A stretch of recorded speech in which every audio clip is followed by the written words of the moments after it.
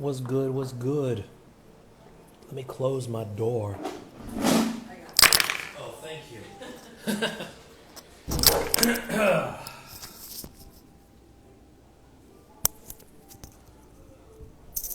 What's up? What's up? What's up? Maybe people will join us. Maybe people won't. But we shall see.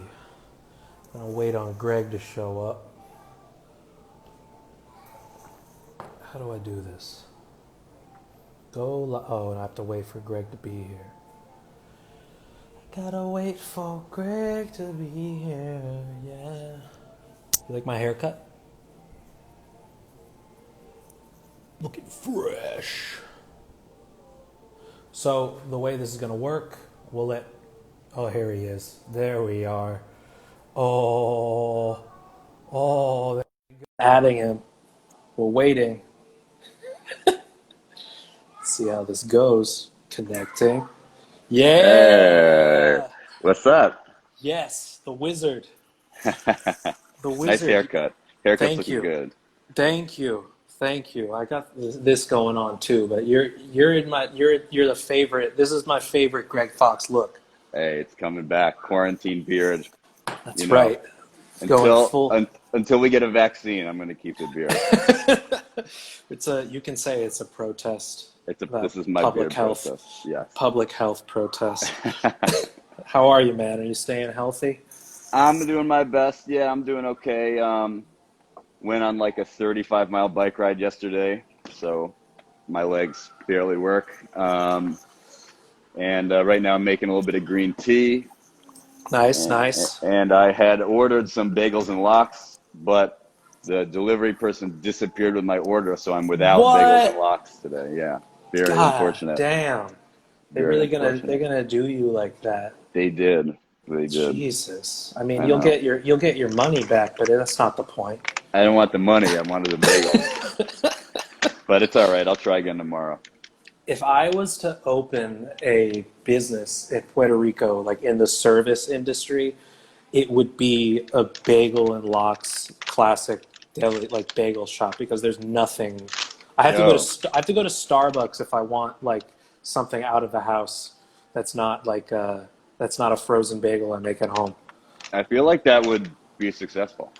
Totally, totally. Just with the New York, Puerto Rico, not even a Jewish connection, though there is that too, Yeah. but the New York connection, people appreciate that shit. Yo, everybody likes bagels and lox. There's a pizza place here that's in Luquillo, which is like a beach sort of surf area. It's a pizza shop run by like an ex New York hardcore guy Hmm. who just wanted to surf. Like he wanted to leave New York and surf, and they actually ship in New York water for their pizza. So, Whoa, respect. That's amazing. so I don't know what the rates are for just getting New jugs York and water. jugs of New York water. Maybe that's the business to get into. There you go. There you go. Well, I'm glad you start off talking about food because that's always good. Yeah. Talking about that mishpacha What are we eating food. now, and what are we going to eat next time? That's right. That's right. What does COVID mean for the bagel industry? Oy, oy, oy. Um, so thank you for joining. Thank you to everybody else here right now. Hopefully we'll get some more people coming in. But yeah, I really appreciate you being the first of many guest artists that we have on this channel. You've been a supporter of the memes from the get go. You always got that it was always like trying to do slightly more. I think you probably Yeah. figured out early on that these were like memes originally from like my slideshows for like college classes, and then Hmm. it kind of, I don't know. Obviously, Brad Trammell is like the go-to reference for like not in the music memes, but like Right. but just in general of like, I don't know, pushing that medium forward for like an educational purpose, which is cool. Totally. Um, I mean, is it? what he does is great too. It's obviously more like you're saying in the art context, but Yeah. I mean, I remember. I'm trying to think of when Lamine Young became something on my radar. I think it was when there was like some. calling out of bad practices from local venues. Oh yeah, and I And mean, I'll stay. What's it called? Diplomatic here as well, yeah, yeah, without naming anything. But sure. yeah, no, I mean, you and I both are coming from this New York background in terms of experiences and spaces. Yeah, But it's one of those things that, like, when I'm like, I was literally like 21, you know, so. right. That's when we met, right? Yeah. So I mean, it was through, obviously, like working with Z's and stuff. I met you and stuff, which was great. Hmm.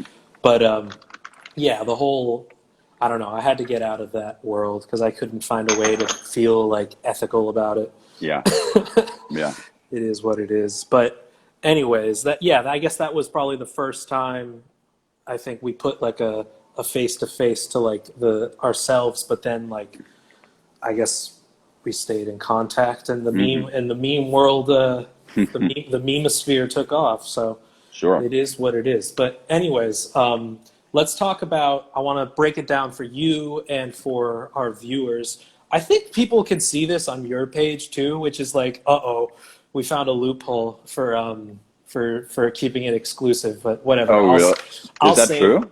I don't know, but whatever.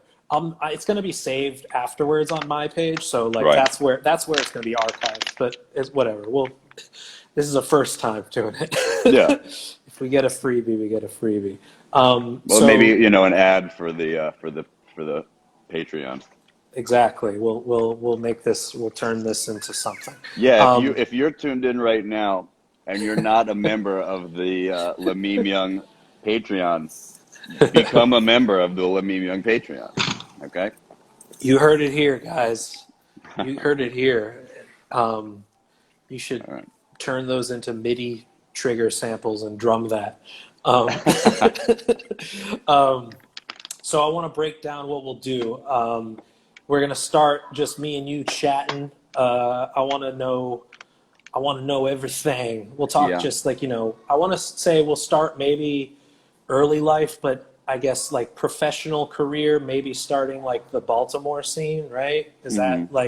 Is that kind of like your college time? Was that when it was formulating like in a touring practice and things like that? I mean, you can answer this question in a sec, but I mean, we'll talk about that shit, and then we'll talk about New York, and then we'll talk about what you're doing now, both with the bike marches, Hmm. your own personal teaching practice and music, what you got going on, and then we'll do the live Q&A at the end. But I want to keep this to an hour. I think that's what it will limit the Instagram live thing to, anyways. So Right. Right. yeah, so we'll keep it. We'll keep that as the maximum duration for this. But Okay.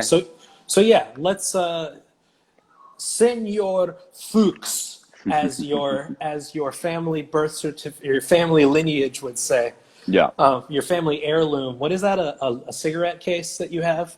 Yeah. It's actually right here. Hell yeah, It's a tobacco tin. Yeah. tobacco tin. That's fucking badass. Yeah. We've got William Fuchs right there Fuchs. engraved. That's 1890 is the date on that. And Nice. then that's Benjamin Fuchs, his son, and that's 1936.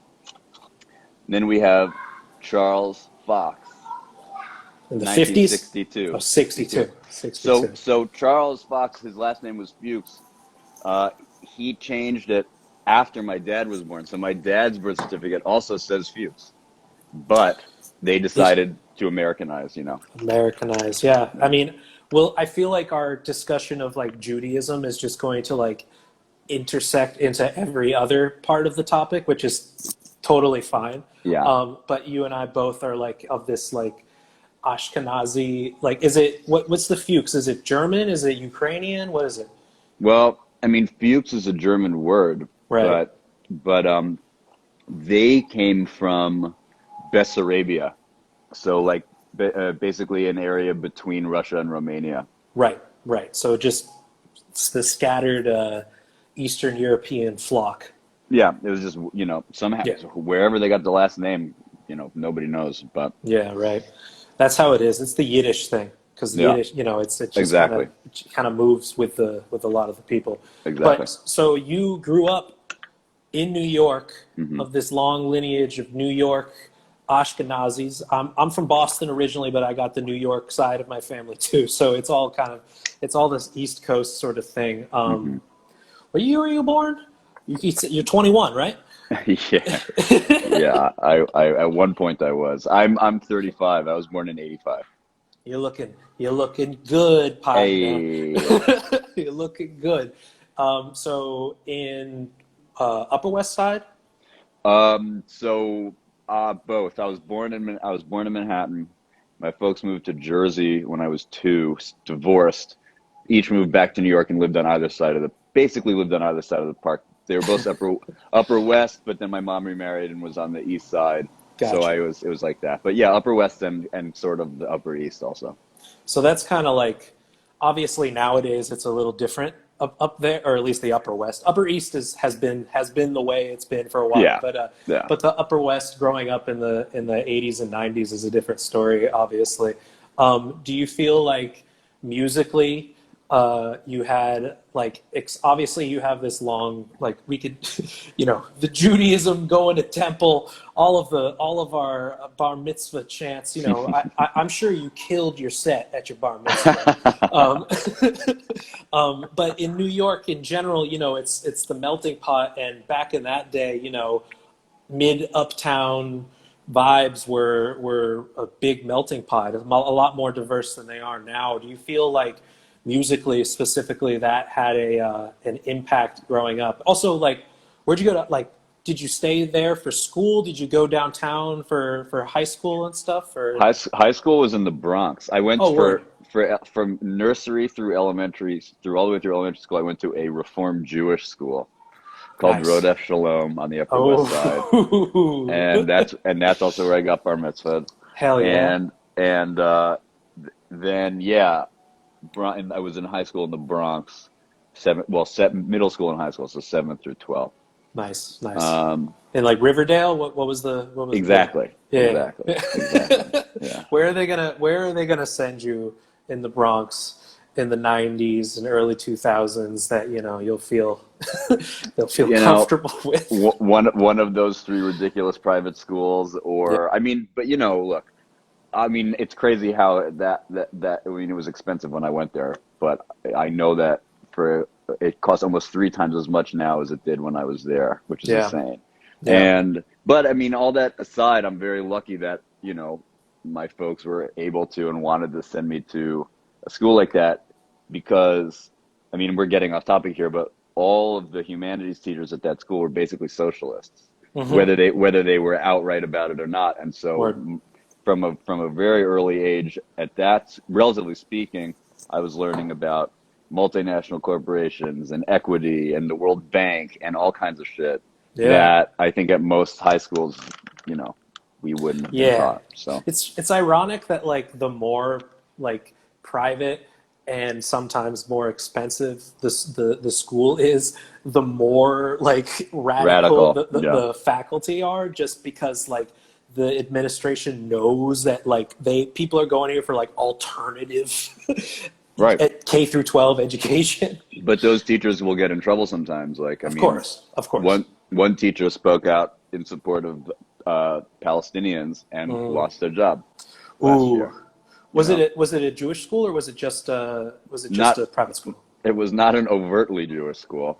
Yeah, yeah. Culturally speaking, versus overt, compared to where you went for your younger years, Different which thing. was overtly Jewish. Literally Um, Jewish. Yeah. yeah, I'm from Newton, Mass, and like which is kind of like we call it Jewton, Mass. There's Jewton and Baruchline, which are the two suburbs outside of Boston proper, which have a Hmm. very large Jewish history. Hmm. But we're like, it was public, but like super super liberal, and we were like not. I think also in my synagogue too, we were told both sides as liberally as possible. Like we didn't have any. We did have people talking about Palestine in like history class that weren't getting fired. So I guess that's Right. a little different. Yeah.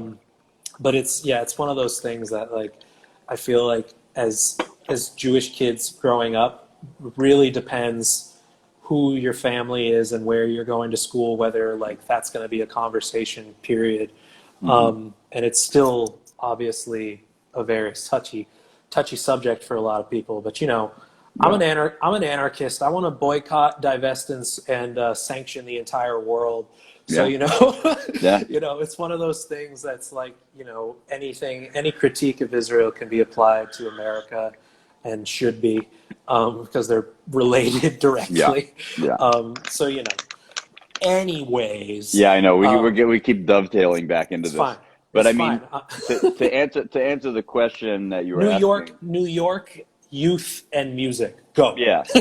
So I mean, first of all, obviously, you know, everything was here. So Of course. being able to access, especially as I got a little older, you know, going to see bands. I mean, so many, so you know, I cannot count the number of times that a friend would say, "Hey, like, we should go check out this band," you know, that I'd never heard of, Right. and go see a band blow my mind, the opening band also blow my mind, and then like have those bands become huge influences. That happened. That just happened. Like, I mean, there was a period of time where that was happening like a couple times a month. You know, I'm sure. I'm sure. just like when you know, there was a cool moment before Cabaret Laws kind of got tweaked, where Reinforced. yeah, well, Is this Giuliani or Bloomberg yeah, at this point? It's Giuliani. Giuliani. Yeah. Yeah. So, like, I mean, I remember one time I went to a venue called Wetlands. I used to go to this venue called Wetlands all the time. I Yeah. started going there probably when I was 14. And, you know, they would let everybody in, but if you were underage, they'd put an X on your hand, you know. And Hmm. they had a bar, you know, whatever. But people are also just like definitely getting stoned in there. And it was like a small venue. I mean, I saw George Clinton do a solo set there when I was like Yeah. 15 or 16. It was incredible. Jesus. You know, so stuff like that would happen a lot. I mean, you know, I don't think at the time it registered for me, but the music, because in the temple I went to, it was a traditional approach to the music. It wasn't like acoustic guitar style, which a lot of Yeah. temples do, which Was I it don't really. the rabbi that listens to Fish? Not that, thankfully. Yeah, the rabbi and the cantor were not like deadheads. So, Oh God. so it was more, you know, but it was like those. I don't think I thought about it then, but now I realize how much that influenced me. You know, and it's interesting because if you listen to like a lot of Ethiopian music, for example, you hear the same scale information, right? And For sure. so For sure. there's a historic connection there, culturally and religiously too. So anyway, but I think yeah, I mean just full access to everything, and also like I had a babysitter who liked the Nine Inch Nails when I was in elementary school. Word. Word. So like I remember like checking out, you know, she was a goth, right? So like Yeah. Yeah. listening Yeah. to The Cure and Nine Inch Nails and stuff like that, Susie the Banshees, like when I was like 8 or 9, and just being Word. like, this is cool. You like, you know, and I think so. Yeah, being in the city was a big part of it, but it was just the people who were, you know, who I was sort of exposed to, either friends or otherwise, who Yeah. would kind of bring me into a lot of things. And then, you know, once internet music searching became a thing, then just everything, you know, obviously Of course. expanded. Yeah. Yeah. So with that in mind, I mean, like, to me, I mean, I'm a little bit younger than you, but I mean, like, you know, the internet boom, like early-ish mid 2000s, like, you know, MySpace, but also like I feel like we're starting to see like the quote like Brooklynification of like internet music, you know, and I Right. mean Hmm. Pitchfork becomes, you know, super Hmm. influential in the Hmm. by the mid 2000s. At Yeah. that point, is that are you're in college you're out of New York in like the 2000s Hmm. ish, right? Hmm. Before leaving New York, what? So I guess 85. Trying to think when you graduated high school. Um, 2003. 2003. Word. Okay, so that's great. So that's right at the beginning of that shit. Yeah, I mean, Um, I remember freshman year being in the dorm in college and a kid talking about Pitchfork, and it was the first time I'd ever heard of it. So right. 2003, 2003, 2004. 2004. Because I didn't go to college right away. I spent a year living in, I lived on Broadway in Myrtle in Brooklyn. Oh, nice. Okay, so you were in Um, New York for a little yeah, bit, and yeah, that fresh age. right. And actually, this brings me to answering something you started asking earlier, which was about sort of like when well, you said you were going to get into, which was sort of like when my music career started, Right. right? I was going to say, starting with when, like, basically when the drums became your thing, but also like when, as a fully functional member of society, were you participating in, music outside of your house? So I was in a band in high school that played at CBGB's a couple times and stuff like that. Nice. Um, and then, so when I was got out of high school, I got a job at a store that doesn't exist anymore called Manny's Music, which Hmm. was like a big mom and pop kind of like old school music I've heard store. of it. I've Yeah, in heard of like it. Yeah. Times Square. Photos of all these, famous musicians on the walls. And it was, like a family-owned business. And I got a job there, and I worked there for a year. I ended up, I would like manage the drum department on Sundays, and then Hmm. the rest of the week they'd stick me behind the like guitar pedal counter. Right. But while I was working there, there were other people who worked there who were, they had this band. It was like the story is that Kid Capri had put together this band because Jay-Z wanted a band, like a rock band, right? Right. So Jay-Z connected with these people who he knew who were producers in the city who also worked at Manny's. Because at the time, it wasn't the same thing like it is working at like Guitar Center now. It was a halfway decent job. It wasn't a great Yeah. job, but you had, it was different. It was a different thing. Yeah. So anyway, Kid Capri puts this band together. Kid Capri and Jay-Z then have some kind of falling out. So Kid Capri just has this band that he's started paying and put together.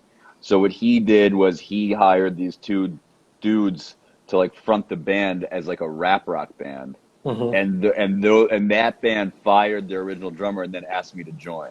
So when I was like 17, I started playing in this rap rock band That's that peak yeah, 2002, 2003 rap rock. it was my first paying gig. Hell yeah. Um, you know, Would it was anyone know? Would anyone know this band? No.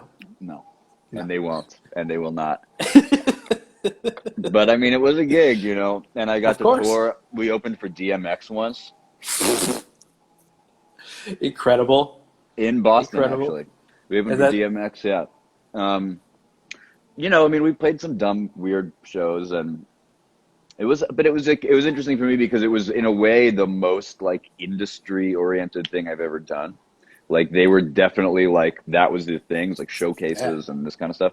Yeah. And it was just so, I mean, I have a lot of love for those people.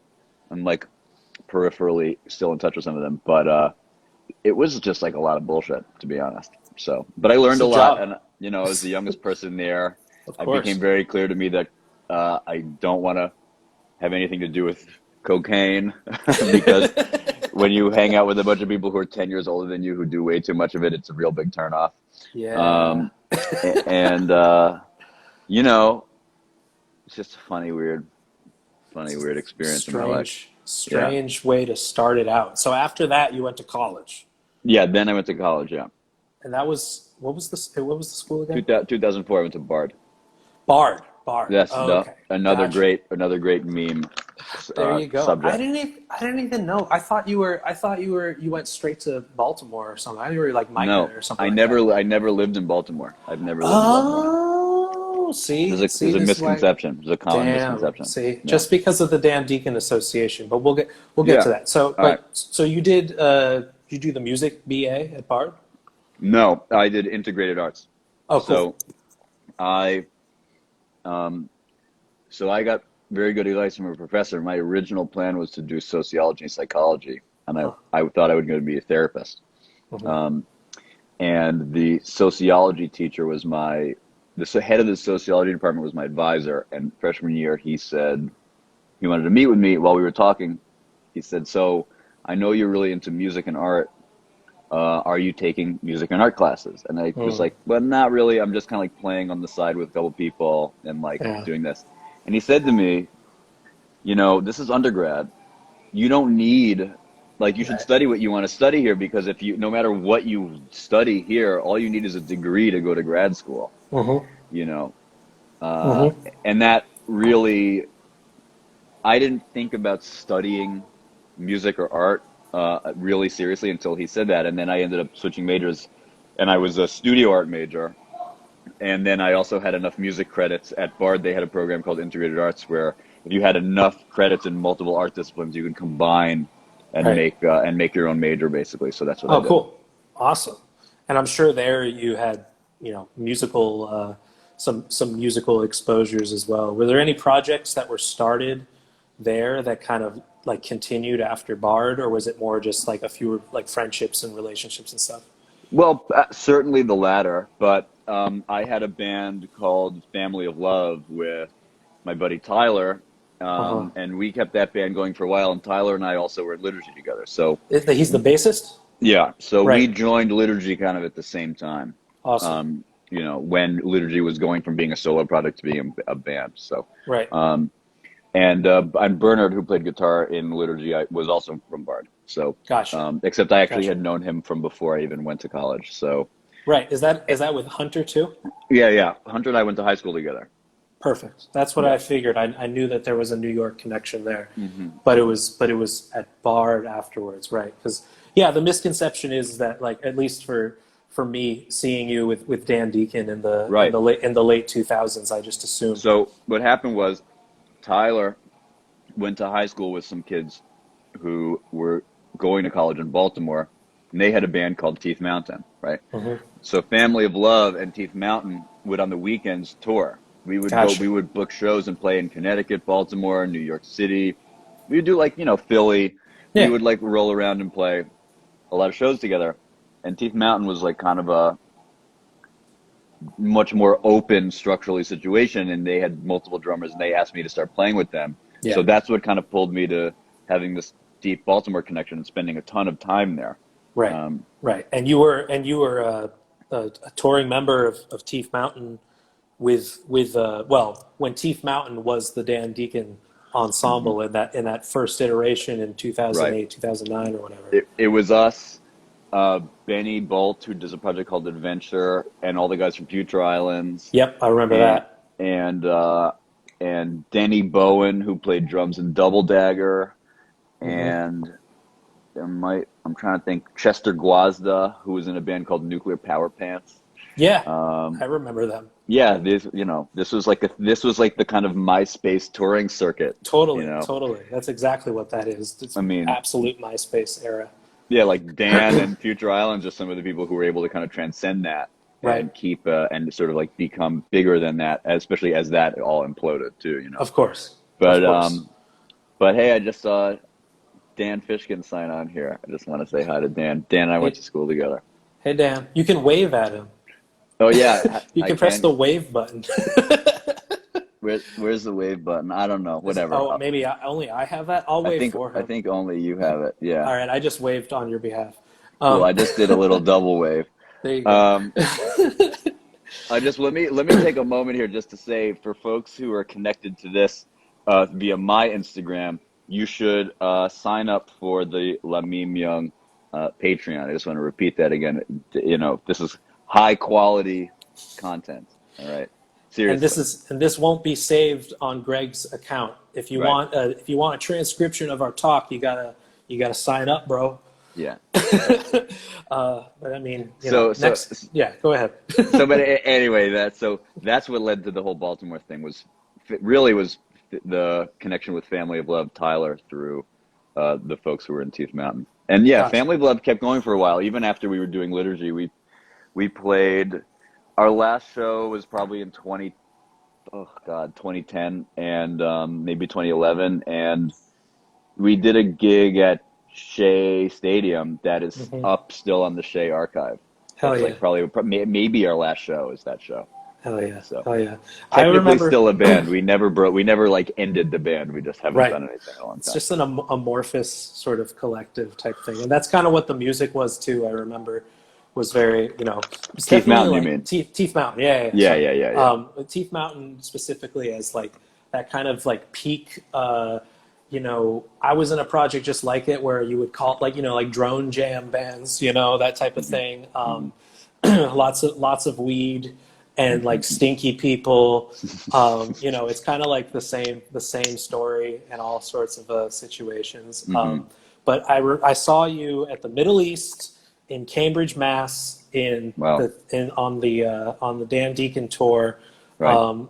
where Future Islands also played, Right. which was great because like at the time no one knew who they were, and it was like this like who is this like crooner, like this I weird know. crooner act I going on. know. I love Sam. Yeah, it felt like Baltimore, or at least like a Baltimore adjacent acts kind of had this like wide array of styles going on, but all were very like aesthetically in line with each other. Like Sure. it's neon, like what's it called? Wham City, Yeah. all those types of Yeah. associated things. You still keep in touch with Dan Deacon and all? You Yeah. still yeah, because Yeah. he's Dan and I mostly comment with horror at the things we post on the line about what's going on in the world. Um, yeah, and occasionally just say, what's up? We should do some yeah, music together again sometime. And then, for sure. Yeah, he's become the full-fledged composer, just kind of found the niche in, yeah. like where I feel like Mark Mothersbaugh sort of started the like, electro, or at least in the American sense, and like the electro pop star turned like heady composer, and Dan, still aesthetically speaking, Dan has a very Devo aesthetic as well. So Yeah. It's like if Devo like was the MC for your bar mitzvah. exactly, Well, that's what it was exactly, like when we were doing those tours. I mean, as totally. far as the whole crowd stuff and Yep. everything like that. It was the crowd participation, all that stuff. They were so much fun. Hmm. I feel like I saw you guys also with, I don't know if it was Dan solo. It might have been with the group at Purchase when I was there. I don't know if it was like 2009. Hmm. It might have just been solo. Um, but anyway, so at this point, let's say now, like late 2000s, early 2010s, we meet in 2011. Hmm. Liturgy is sort of the main deal at that point. What else is going on musically in that sort of period? Well, I was still doing Teeth Mountain Hmm. also. Um, Liturgy was the pretty much the main thing. I mean, it was kind of taking off at that time.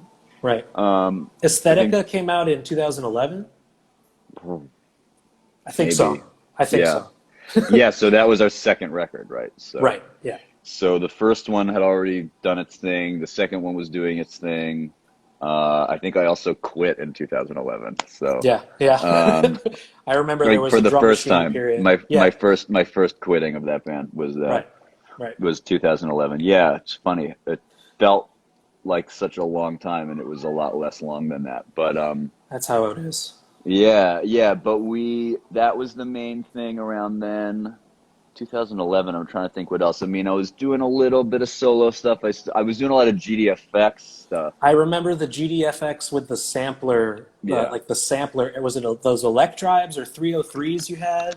I had a Um, I had a Electribe and I had a 555 and I would like kind of roll up with a bunch of different stuff. Sometimes I would use a tape machine, like right. kind of whatever. It's very kitchen sink. Was it like your MySpace picture, like a pile of gear? Like I feel Uh, like I remember. I feel like specifically, like there was just a picture of a mess, or it maybe it was might cables or something like that. that might have been for a little while. Yeah, Which is a that good might a have been. good a good synopsis of the project. I feel like because Hmm. it Hmm. seemed to be whatever was on your mind. Yeah, I don't. Yeah, it definitely was that. Um, I mean, yeah, Family of Love wasn't really kind of weren't playing shows so much anymore. I mean, I think I had started Guardian Alien around Hmm. then. So Hmm. Guardian was just starting. Um, trying to think what else. I'm sure there were other things, but Right. But I feel like, and this will lead into a conversation that's more just like not philosophical, but more analytical and reflective. Like thinking about, for me, as mhm, a fan of your music before we were friends, mhm. the to me, and this is not just my opinion. There are memes about this well before. There's so many liturgy memes out there that are just like ruthless. Yeah, And I don't like being mean. I like being critical. Um, and in the cases of things like Guardian Alien and Liturgy when you know, in the Aesthetica period and things like that. Did you ever notice, and there was press reflecting this too, that you were becoming sort of something that carries things, you know, because, you know, obviously, you know, I don't have to gas you up. You're a fantastic drummer. And, you know, was it Village Voice? Somebody gave you a title one year, wasn't it? Was it Village Voice for they had the drummer of the year?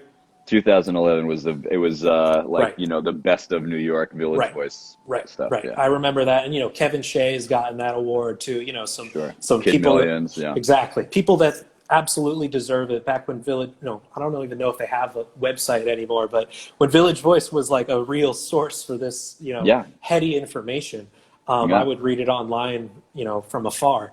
So, you know, the press is catching on to your skills. You know, you have a very unique style that, in my opinion, is a driving factor in the live setting, absolutely, because it's exciting to see somebody, you know, as a metalhead kid, you know, like who's also into like weird, you know, ambient and droney stuff at the period of like 2011 and hearing Aesthetica. It was, you know, one of these things where the drums to me brought something beyond your average. It's what made it transcendental, if you ask me, which is the term that used on the album. So to me, in your opinion, not just related to this era, but in all of your collaborations, or not all of them, but in some collaborations, you tell me, have you felt like more pressure as an artist being like, you know, this is something that, you know, it sells, you know, you have a very literally marketable skill as far as our weird music goes. Right. You know, as far as how can you be marketable in free improv and stuff like that. But, you know, you tell me. Well, I mean, I guess I just remember there being times when I would play and I didn't, you know, there enough times it happened that I would play a show and feel like I really, you know, didn't do a good job and have people be very like effusively positive about the show. Right. So I started to realize that there was a massive gap between my perception of my own playing and other people's. And I realized that my perception of my own playing doesn't really matter that much, ultimately. As with any artist with enough performance, you know, where people are coming to see you at a certain point, there's going to be different perceptions. Yeah. So, I mean, I think to a certain degree, I started to learn to just trust things. I mean, with Liturgy, there was so much like energy and like anger and like all this stuff flying around. So, you know, I mean, I was also for a long time very confused, honestly, because, you know, one of the things that led to my leaving that project was like a dispute over, I mean, I don't want to go too deep into this, but basically like I was told that actually the style of drumming I was doing was not mine, but it had been invented by this other person, right? Which for me, it was like, composer, songwriter, taking the role, you know, away from the agency away. Right, and it was there were other frustrations kind of around credit and sharing of ownership and sharing of like the ability to celebrate success and things like that in the project that exacerbated this too. Not to mention with a person who I had known for a very long time, right? Yeah, it's always hard. It's always hard with the long friendships and stuff. You know? So point being, there's a period of time. It's kind of one of the main reasons why I left the project, because I was like, I don't feel like I'm able to own anything here, and I'm not to the degree that I'm even confused about some internal things, right? So that was like really difficult and awful to deal with. And so leaving that project and, for example, joining Ben Frost and playing live with him, or getting asked to play with Colin Stetson, or these other things where those people weren't trying to tell me that the things I was bringing to the project were theirs.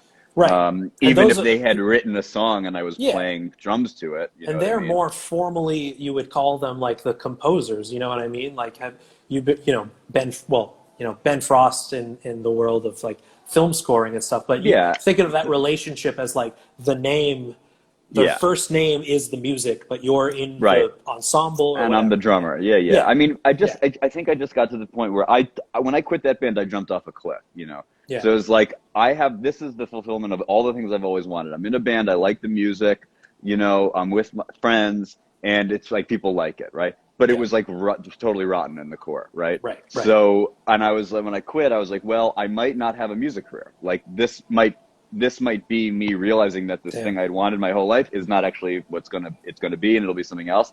So I was just like, I know I need to stop doing this because it's making me feel horrible.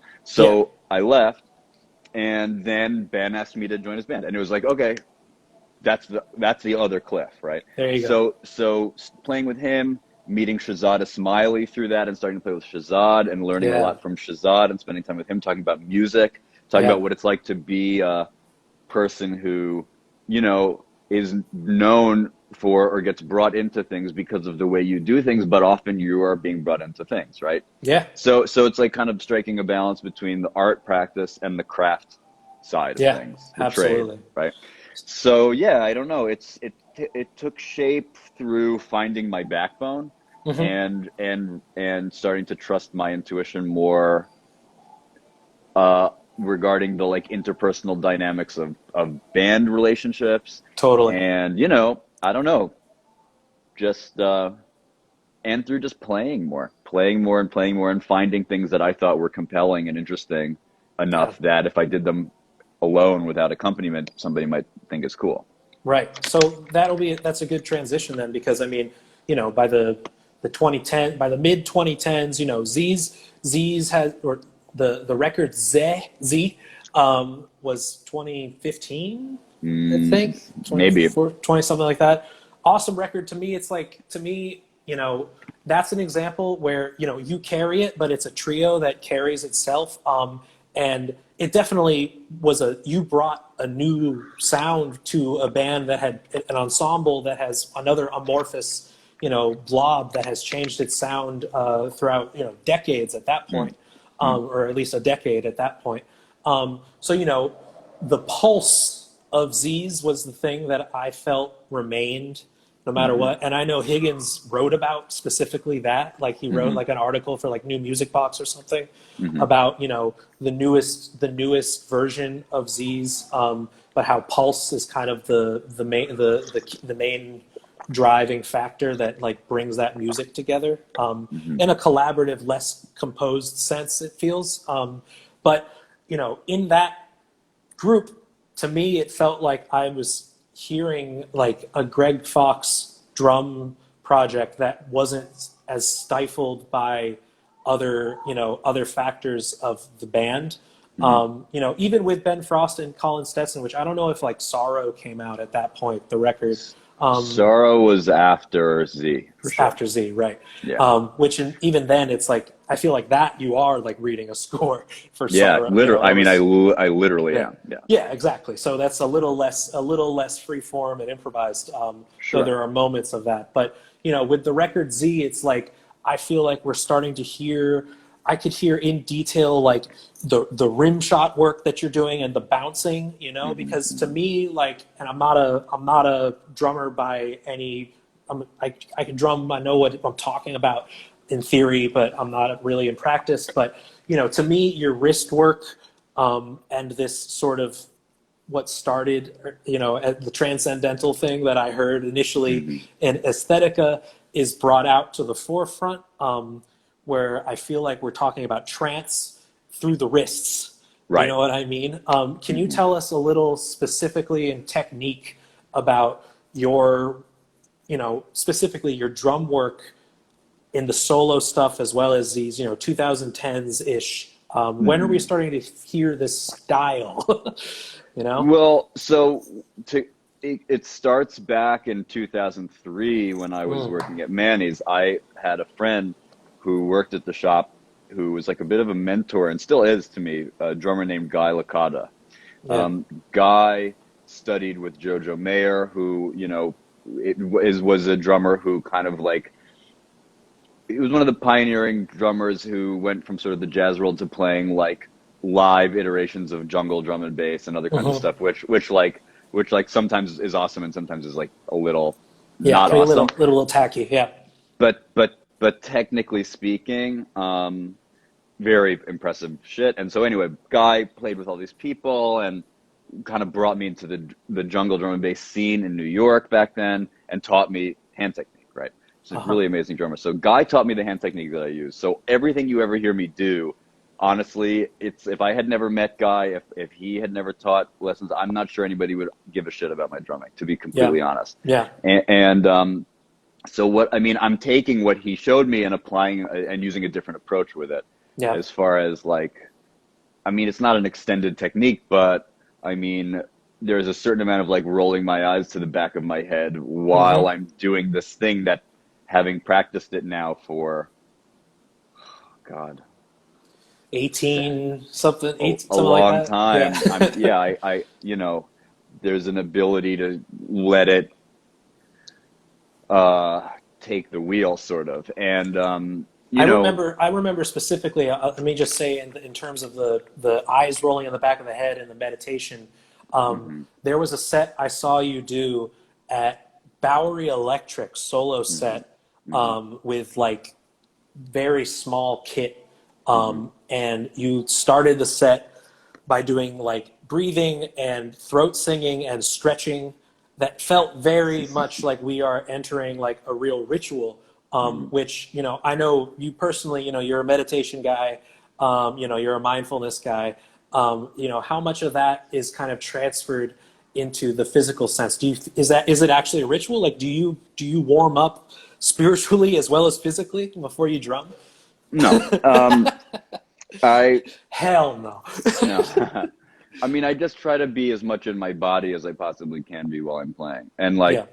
for me, more and more, music is a communication, drumming is a communication, and it's really sort of like taking whatever's in the heart and expressing it through the hands, right? Hmm. So it's about having as little as possible in between the heart and the hands, Mm. right? So the thoughts, The um, biorhythms. this That's what you're talking about. well, this is a lot of Milford's influence on me as Right. one of my, you know, as a mentor also. But, you know, like thinking about this shit that I'm worried about later, or this thing that happened earlier that I'm still upset about, or, you know, the way that all these different ways that we find to like not be present, right? I find that when I'm drumming, those things just uh, obviously don't contribute Right. to like something that I feel good about sharing with Right. people. Right.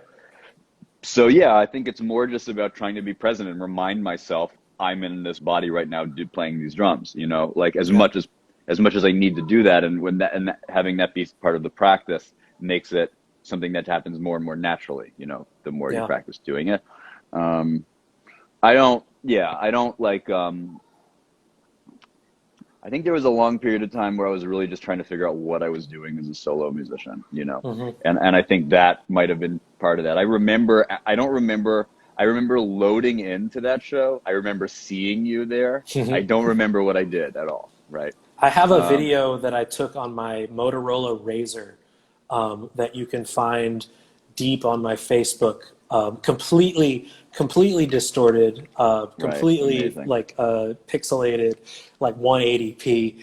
hmm You know, like but I think that might have been the first solo instant, or sometime I saw like one of the first like up close and personal without like a stage, because like I was right in the front for Dan Deacon, but it was also the Dan Deacon show. You know, it's a little different.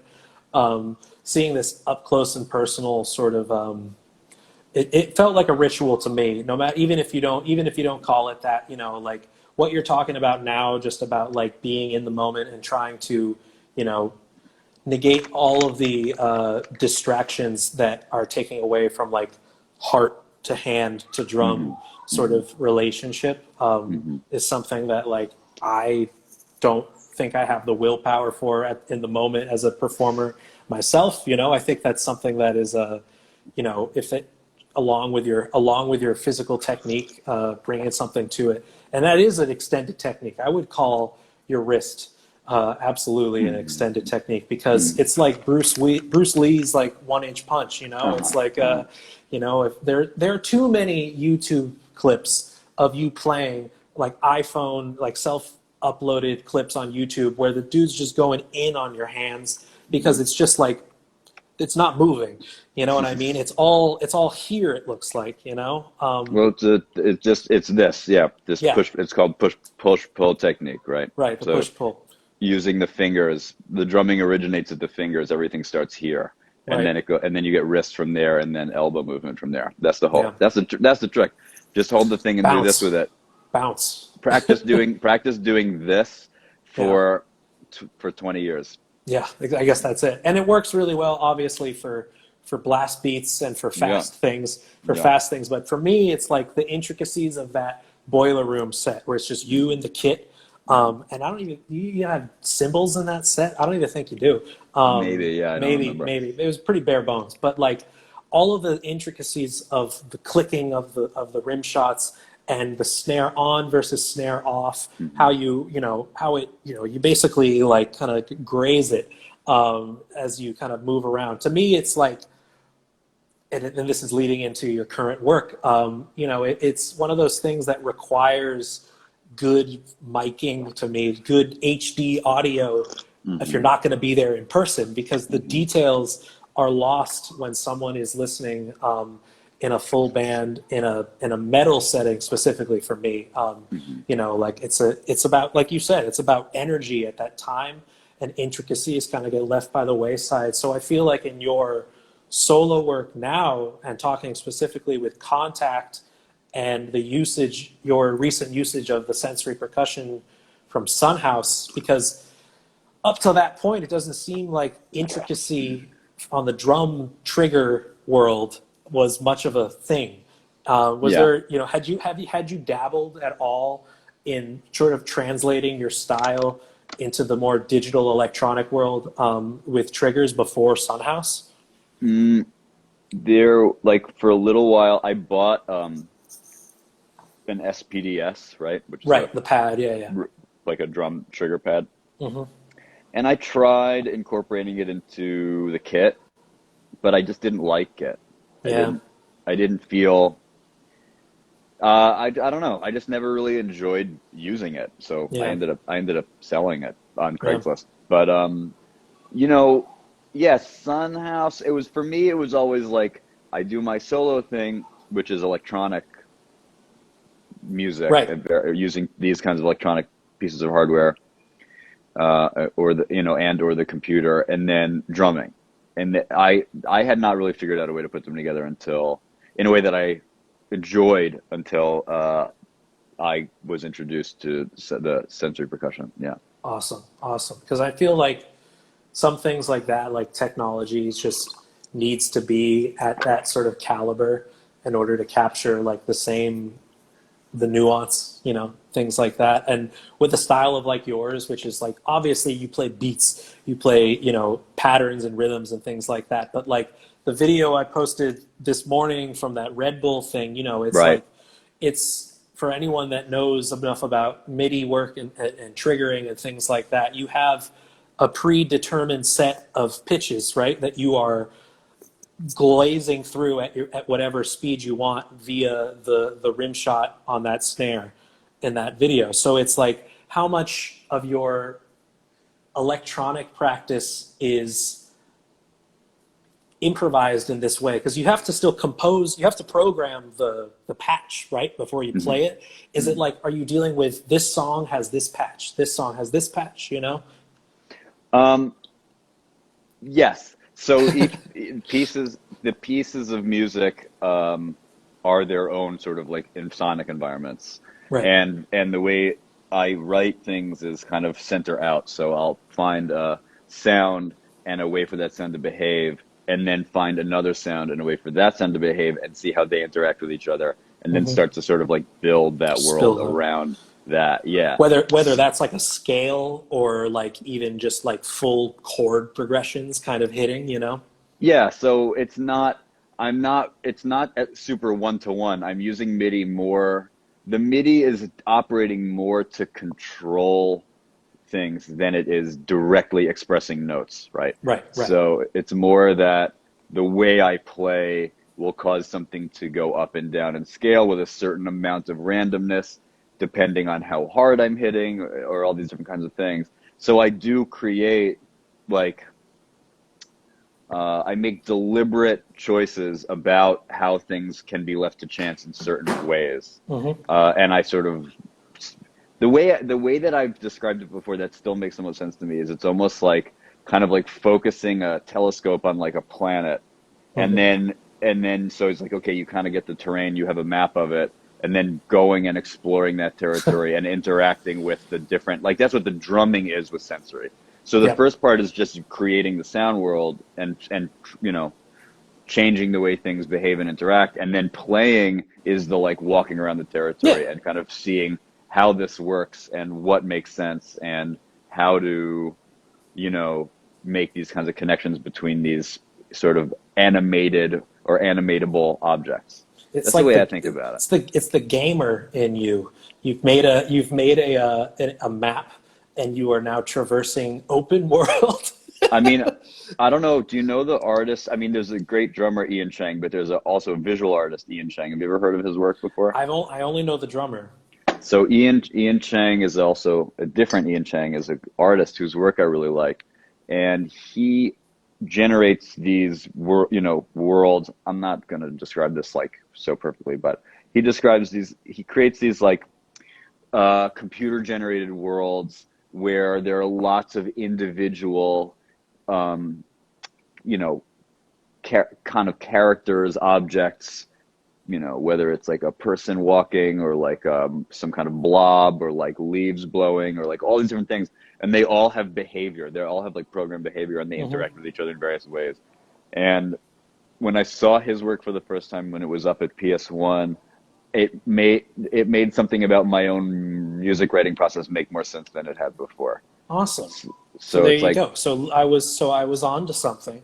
Absolutely. It was the visual, it was the interactive art that got you thinking about like that. Interesting.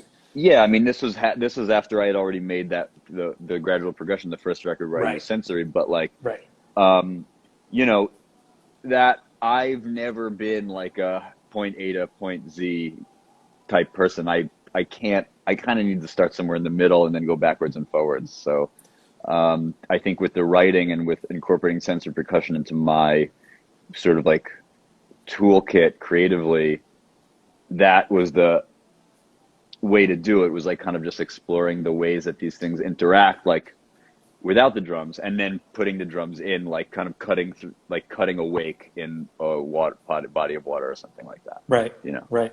Yeah. I mean, it's like, and you have very physical gestures to sort of capture that with the sensors too. You know what I mean? It works really well. And so with Contact being your latest work, oh shit, it's giving me a 2-minute warning, bro.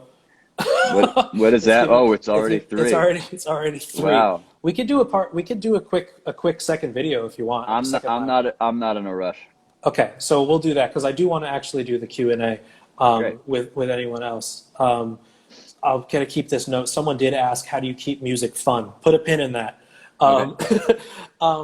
With Contact specifically, in 1 minute and 30 seconds, was this exactly like you're describing, like the composition process where you're dealing with maybe improvising in an environment, like a sensory environment like that? Or do you have certain, for a record specifically, certain, tasks that you want to complete as a composer before you go into the recording, you know? No, I don't have tasks I want to complete. I trust the process. And I just feel like when my process is honed to a point when I'm ready to share what the output of it is, that's when I want to make a record. Gotcha. For Contact, I had some sound environments that were kind of, you know, I'd written them like after Gradual Progression, or some of them even before Gradual Progression came out. So there was those to explore and keep kind of like to commit to tape, so to speak. Right. But then I also wanted the real organizing principle of Contact was working with Randall Dunn, the producer, to see what would happen when we did something together, when my creative process was augmented by his ear his approach to recording and his creative ideas. Right. So like all Proper engineer. yeah, I mean proper producer, all the recording, all the things on that record that were all acoustic, he Wait, hold on, convinced me Greg. to Hold do. on, Greg. Okay. Randall Dunn. We're going back live. We're going back live. Talk in a second. 1 second.